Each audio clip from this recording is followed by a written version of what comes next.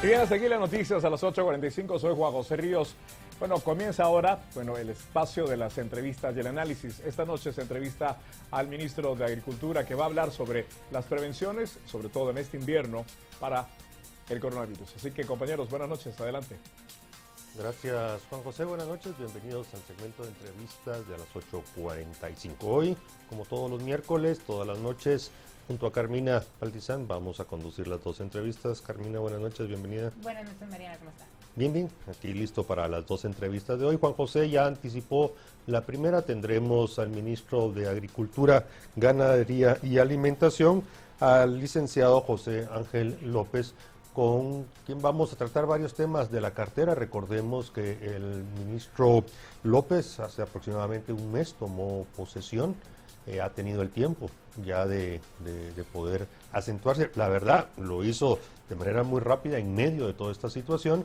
Y bueno, el ministerio el MAGA, el ministerio tiene varios proyectos, varios programas también de atención a los damnificados por las medidas derivadas de la mitigación de la COVID. Y en la segunda entrevista vamos a hablar de este caso. Hacía mucho tiempo que no hablábamos del mismo, pero una resolución de un juez hoy que negó la medida sustitutiva a uno de los acusados que lleva, óigalo bien, 9 años en prisión preventiva. Le negó la medida sustitutiva, así que vamos a hablar sobre ese tema en la segunda entrevista. Pero bueno, me informa producción que ya tenemos al ministro, así que le damos la bienvenida al licenciado José Ángel López, ministro de Agricultura, Ganadería y Alimentación. Ministro, buenas noches. Muy buenas noches, Mariano. Qué gusto compartir con ustedes esta noche aquí a sus órdenes. Bien, lo decía en la introducción, ministro, aproximadamente un mes, si en las cuentas no me fallan, tal vez un poquito más, asume usted la cartera de Agricultura y bueno, lo hace en medio precisamente de esta situación de emergencia sanitaria en la cual el MAGA, el ministerio que usted conduce, tiene algunos programas, algunos proyectos para la atención en particular de las familias en el área rural, de las personas en el área rural, que bueno, de alguna medida se están viendo afectadas. Cuéntenos cómo van esos proyectos, cuál es el estado de situación.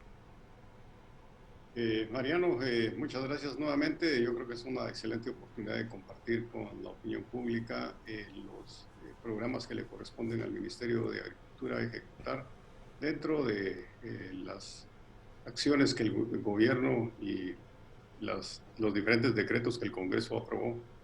En ese sentido, a nosotros nos correspondió atender con asistencia alimentaria, además de eso corresponde a 700 millones de quetzales que compartimos con el Ministerio de Desarrollo Social. A ellos les corresponde 350 millones y a nosotros 350 millones.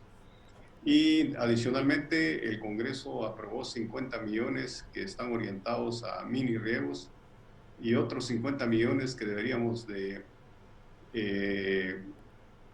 asignar para agricultura familiar correspondiente a reajustes internos del presupuesto corriente del MAGA. Entonces eso corresponde a una asignación de 450 millones. En primer lugar, lo que se refiere a la asistencia alimentaria, a nosotros nos corresponde asistir en el área rural, yo diría en las profundidades de la ruralidad del país. Básicamente el mecanismo funciona de esta manera. Nosotros primero tuvimos que agotar la fase de la adquisición de los alimentos y finalmente a raíz de una ardua negociación logramos un acuerdo con el PMA y con la colaboración de todas las entidades del Estado. Esto nos permite a nosotros ser más efectivos, más prácticos y sobre todo asegurar transparencia. En este sentido ya hemos avanzado sustancialmente, ya se le hizo el pago al PMA para que los alimentos puedan estar disponibles pronto. También sobre este tema tuvimos que, en conjunto con MIDES y CESAM, requerir a la CONRED que activara la función 13 del Plan Nacional de Respuesta que corresponde a los acontecimientos como el COVID, que la función 13 corresponde a asistencia alimentaria. Entonces hemos solicitado a la CONRED que active los COEs municipales, que son los comités operativos de emergencia que funcionan a nivel municipal, con el propósito de que ellos a través de los COCODES identifiquen a los beneficiarios. Esto fue, si no estoy mal, se les notificó desde el 6 de mayo, ya después de agotado todas las instancias legales que corresponden.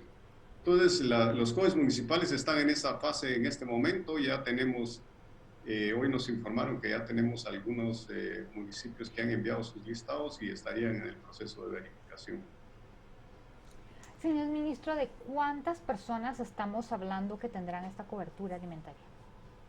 Bueno, tal vez para llegar a ese número, eso hay que establecerlo, pero a nosotros nos corresponde, entre los criterios que hemos tomado en cuenta para seleccionar a los potenciales beneficiarios, uno es primero establecer los techos municipales en base al censo del 2018.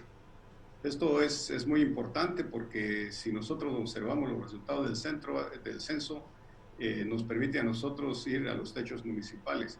Y otra de las variables que estamos incluyendo son todos aquellos que no cuentan con energía eléctrica.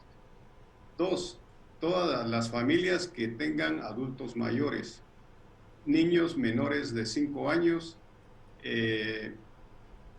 también personas con discapacidad, personas afectadas por el COVID, especialmente aquellos que han sido, especialmente donde han ido brotes de coronavirus y que han sido afectados y que necesitan una asistencia alimentaria. Entonces, con estos criterios, el COE municipal o los COCODES, perdón, tienen que identificar a las personas y nosotros hacer la verificación si efectivamente corresponde a esos criterios. Esto lo tendríamos que constatar en base a los registros, al registro único, la base única de datos con que contamos, que está en CESAM. Ahí tendríamos que verificarlo en conjunto con CESAM, MIDES y Ministerio de Agricultura para establecer y depurar los listados. No obstante, nosotros también, como una cooperación de parte del PMA, también utilizaremos la base de datos de ellos que han venido trabajando desde hace algún tiempo. De igual manera, verificaremos en el RENAP el DPI de las personas para poder establecer si efectivamente corresponde al nombre de la persona y al lugar que está reportando. Todos estos mecanismos lo estamos haciendo con el propósito de llegar efectivamente a las personas vulnerables, a las personas que realmente lo necesitan. Ministro, en la respuesta anterior usted destacó la función del Programa Mundial de Alimentos y aquí quiero recordar que cuando el Congreso aprobó estos recursos en el mes de abril, a inicios del mes de abril, se hablaba que el Ministerio de Agricultura iba a hacer compras directas, en particular con productores nacionales, con gente de granos básicos, en fin, de productores de alimentos, precisamente para hacer un apoyo adicional a la situación que se veía venir. ¿Cuál es la función específica y concreta que asume el Programa Mundial de Alimentos, entendiendo, y usted me corregirá, de que ya no va a ser ese mecanismo como originalmente se habló? No, comprando a través del PMA no descarta la compra a productores nacionales. De hecho, en el convenio que firmamos con el PMA se establece que tendrán prioridad los productores nacionales. Entre ellos, obviamente, en Guatemala nosotros tenemos déficit de producción de granos básicos, pero tendríamos que darle prioridad a ellos y el PMA ya tiene una base de datos de productores de granos básicos en el país.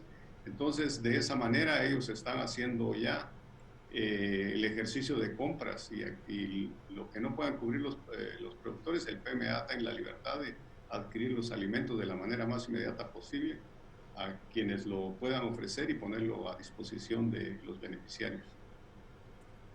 Señor ministro, entre las otras organizaciones del gobierno que están apoyando a los damnificados, ¿tienen alguna base de datos cruzado? Porque veo que no hay una unificación exacta y puede ser que hayan personas que reciban doble ayuda y hayan personas que esa ayuda no les llegue. Bueno, básicamente con quien podríamos nosotros tener esos cruces es con el bono familia. Por eso nosotros estamos estableciendo que todos aquellos que no tienen energía eléctrica, entonces todos los que tienen energía eléctrica reciben el bono familia, y eso podríamos hacer el cruce de datos con el MIDES, quien es el que tiene esa base de datos. Entonces yo creo que de esa manera podemos coordinarlo. En los otros casos es un tanto difícil porque son personas que han perdido el empleo, o los que están accesando a un crédito a través del CHN, o aquellas personas que están en otro tipo de programas.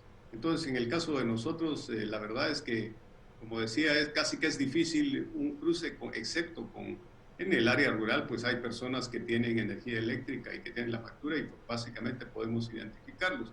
Aparte de eso, vamos a identificar al jefe de familia y a un alterno de la familia.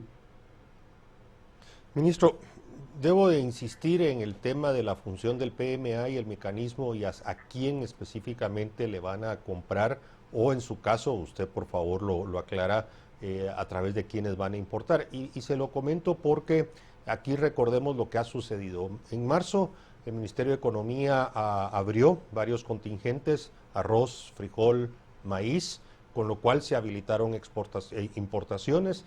De ahí, cuando se da la noticia de que el gobierno iba a comprar alimentos, es de conocimiento público de que hubo compras por parte de intermediarios que se adelantaron a algo que ustedes están hoy concretando, y además tenemos el tema de contrabando.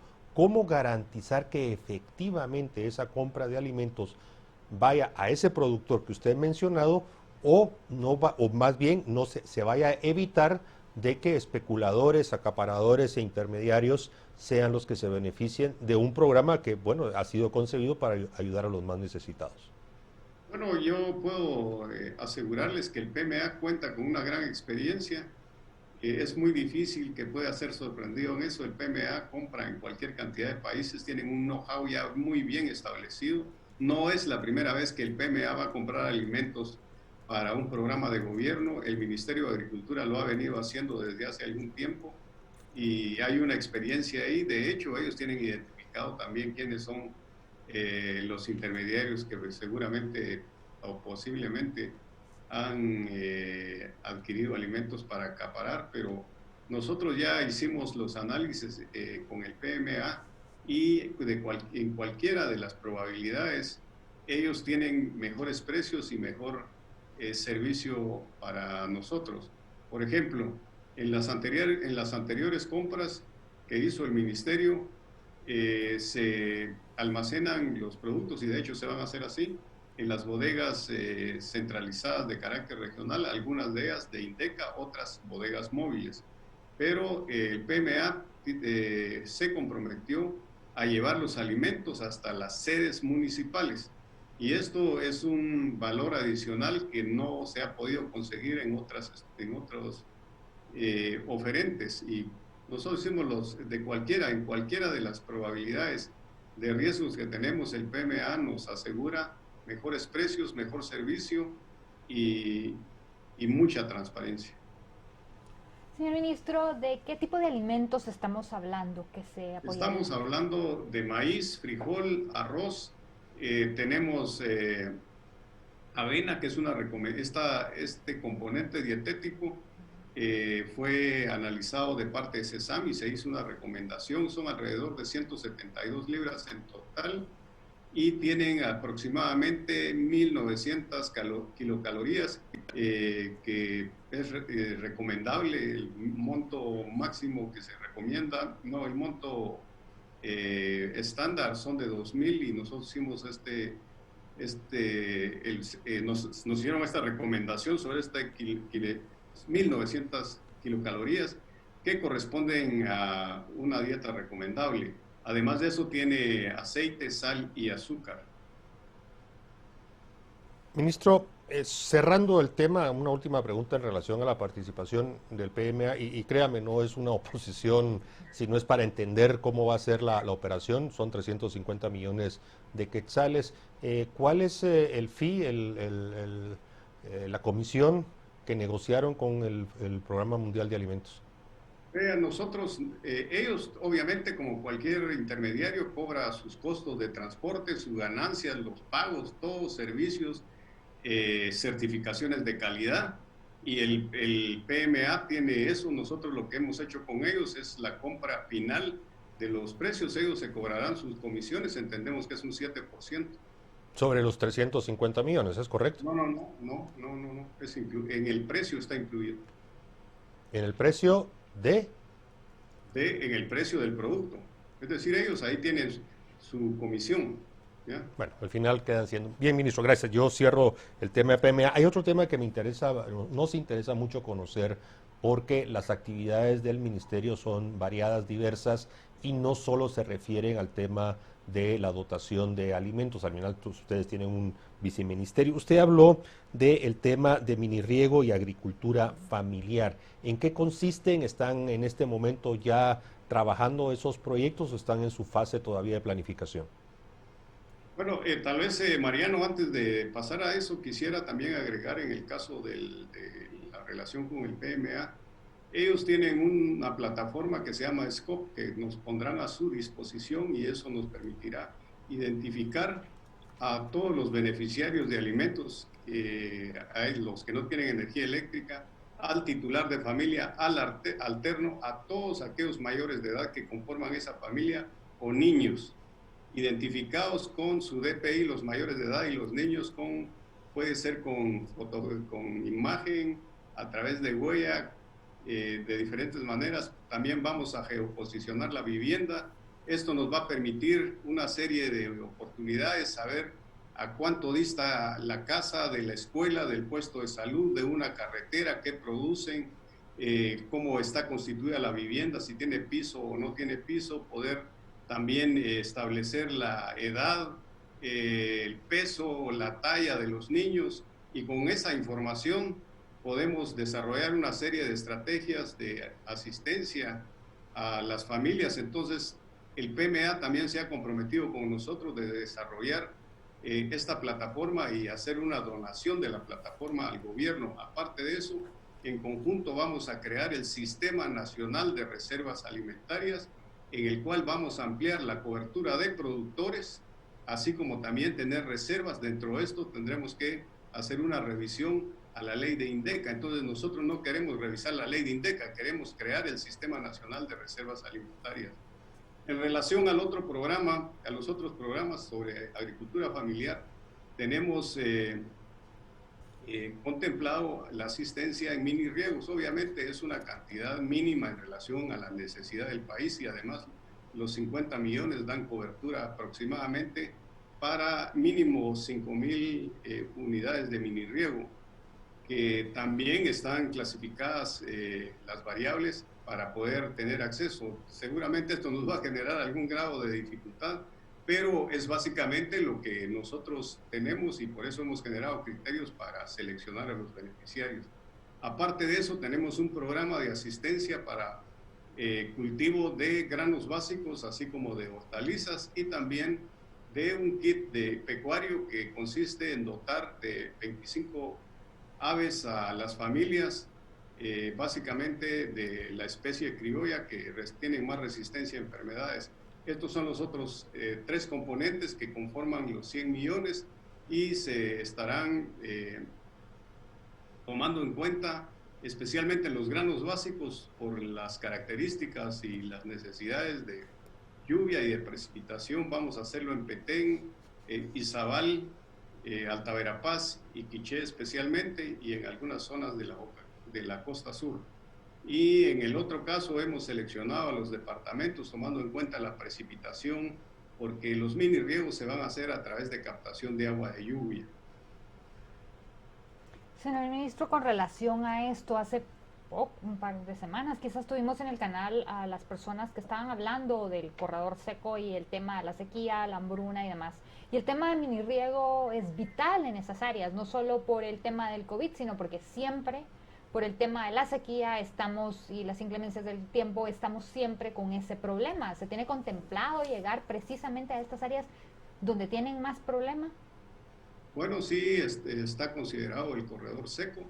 También estuvimos evaluando el corredor seco del litoral sur, pero estamos haciendo énfasis en el corredor seco que tenemos desde áreas de Jutiapa, Progreso, Baja Verapaz hasta Huehuetenango, etc. Entonces lo que estamos haciendo es que en el futuro también estamos ya trabajando en la creación de un programa de riegos a través de la creación de reservorios de agua, de lluvia, porque hemos establecido que en el país nosotros no hemos tenido disminución de precipitación de agua. Lo que hemos tenido es que hay lluvias intensas en determinados periodos y hay periodos sin lluvia también bastante prolongados. Entonces lo que deberíamos de hacer es crear esos reservorios en estas áreas, porque desarrollar sistemas a través de captación de agua y generar acueductos, el costo es muy alto y estos sistemas son los que se han estado desarrollando en muchos países y es la forma de aprovechar el agua de lluvia.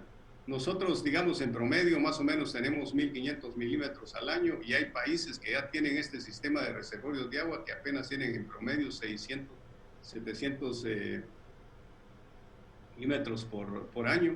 Entonces lo que pretendemos nosotros es aprovechar y tiene costos más bajos y se pueden ubicar perfectamente en lugares donde están los pequeños productores, que no necesariamente las personas están en un solo lugar, sino que están diseminadas y esto a veces eleva los costos y entonces con este nuevo sistema podríamos nosotros ir generando un sistema de agricultura familiar que no esté en riesgo por falta de agua.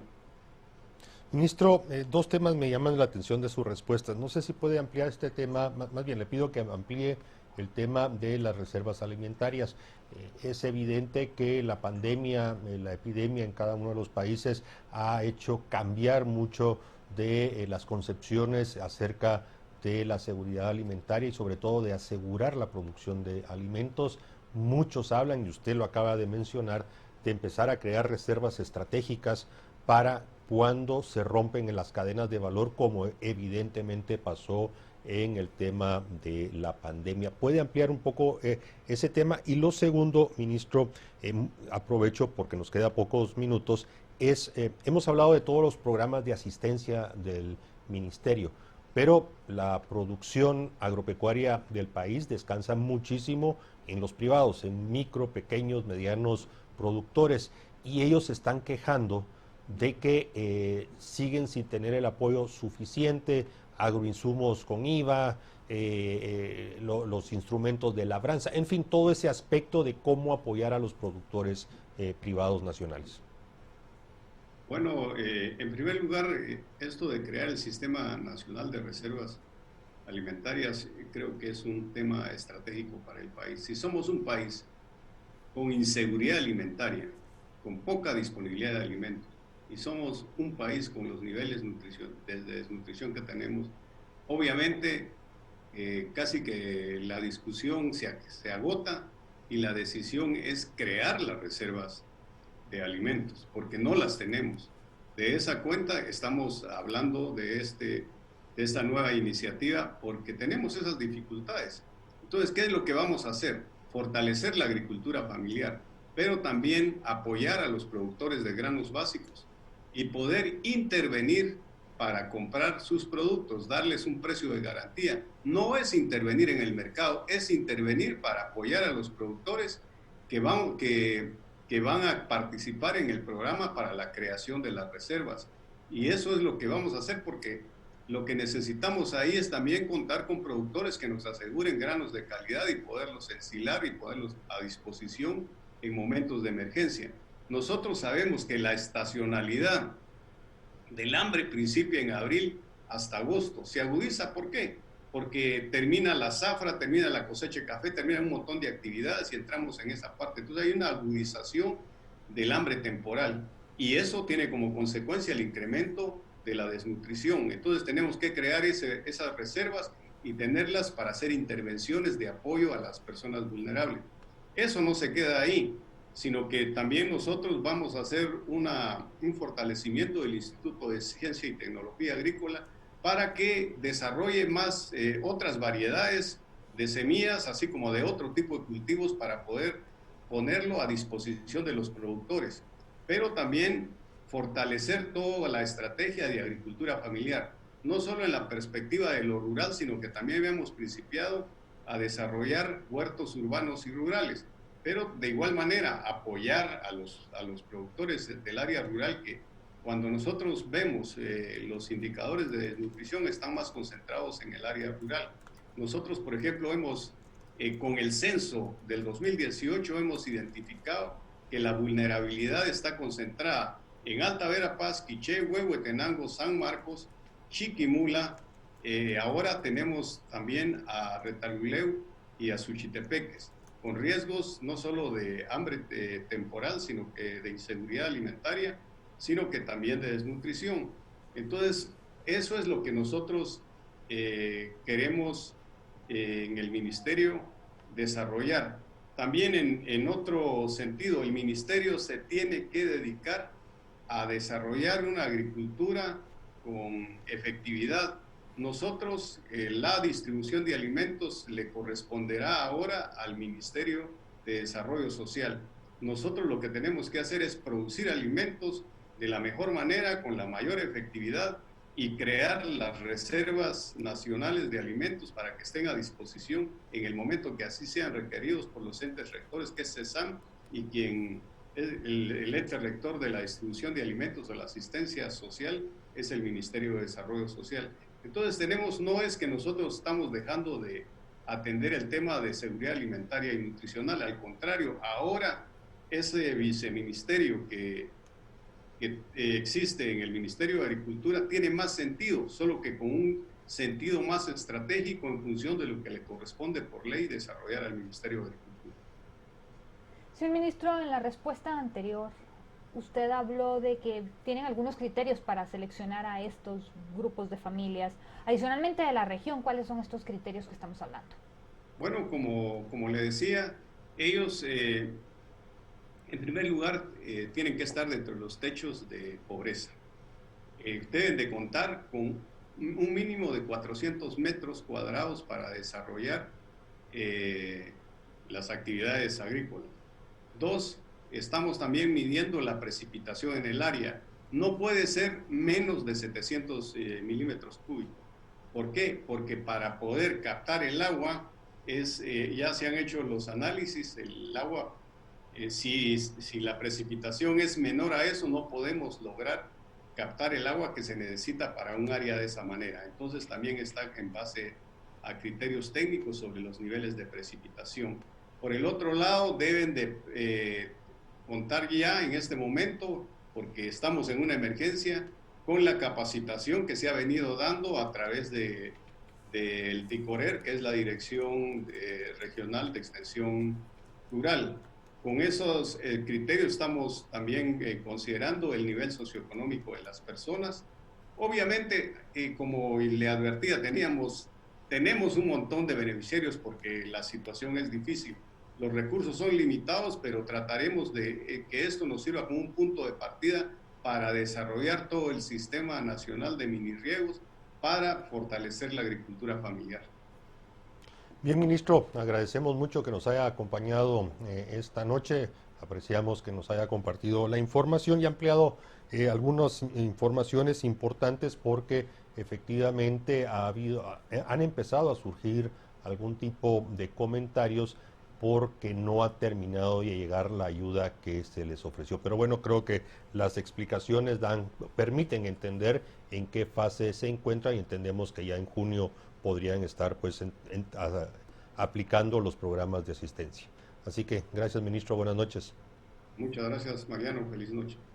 Bien, vamos a hacer un breve corte y después del mismo, como lo habíamos anunciado, vamos a abordar un tema que estaba un poco olvidado, pero que a partir de la decisión de un juez hoy, en el que se le niega a uno de los imputados en el caso Bancafé, pues que lleva ya 9 años en prisión preventiva, vamos a rescatar parte de este tema, de este rescate. No vamos a juzgar el caso mismo, sino vamos a ver este tema del abuso de prisión preventiva. Así que los esperamos después del corte.